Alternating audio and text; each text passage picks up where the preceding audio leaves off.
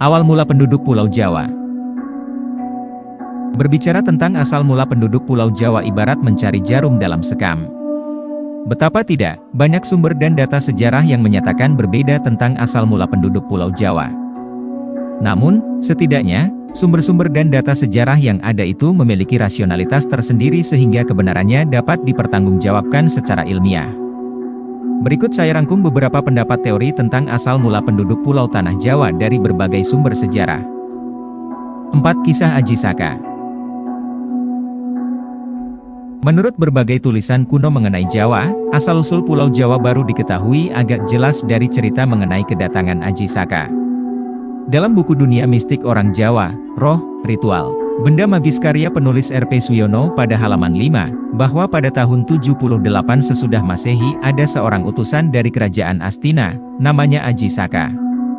Astina adalah nama lain dari Gujarat. Nama Astina juga masuk dalam cerita pewayangan yang beredar di masyarakat Jawa. Kemudian, Aji Saka diutus untuk menyelidiki sesuatu yang ada dan terjadi di Kepulauan Nusantara.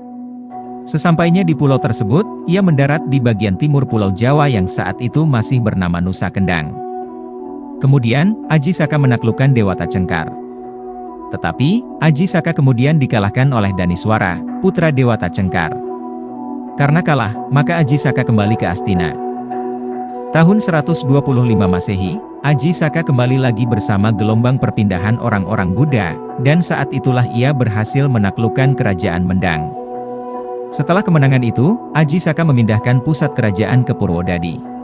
Bersamaan dengan datangnya Aji Saka, maka dimulailah babat Jawa setelah tahun 125 Masehi. Pertumbuhan penduduk semakin cepat oleh perpindahan kaum Buddha. Para pendatang ini kemudian menempati pantai selatan Pulau Jawa yang bernama Barung dan Tembini. Sebagaimana disebutkan, pada tahun 444 Masehi, terjadilah gempa bumi dahsyat yang kemudian memecah Pulau Jawa. Pantai bagian selatan terbagi dua, yaitu Nusa Barung yang berada di dekat Puger Kulon, dan Nusa Kambangan yang berada di dekat Cilacap. Sebagaimana disebutkan dalam buku Suyono, secara berturut-turut, perpindahan penganut Buddha ke Pulau Jawa terjadi beberapa kali yakni, tahun 157 Masehi menetap di daerah Jepara. Tahun 163 Masehi menetap di daerah Tegal dan Banyumas. Tahun 174 Masehi menetap di daerah Tengger. Tahun 193 Masehi menetap di daerah Kedu. Tahun 216 Masehi menetap di daerah Madiun. Tahun 252 Masehi menetap di daerah Yogyakarta. Tahun 272 Masehi menetap di daerah Kediri. Tahun 295 Masehi menetap di daerah Ngawi dan Bojonegoro. Tahun 312 Masehi menetap di daerah Kudus. Tahun 314 Masehi menetap di daerah Mojokerto. Tahun 424 Masehi menetap di daerah Surakarta.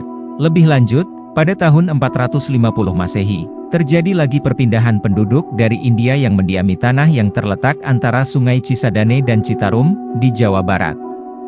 Para pendatang itu menganut agama Wisnu. Setelah beberapa lama tinggal di tempat tersebut, kemudian mereka membentuk kerajaan sendiri dan memilih seorang raja sebagai pemimpinnya. Rajanya yang dipilih adalah Purnawarman. Ia dikenal sebagai raja yang gagah berani karena ambisinya untuk menaklukkan kerajaan-kerajaan lain di tanah Sunda. Meskipun tidak semuanya berhasil dengan kemenangan, Purnawarman dikenal sebagai raja pertama yang memimpin wilayah cukup luas di Pulau Jawa.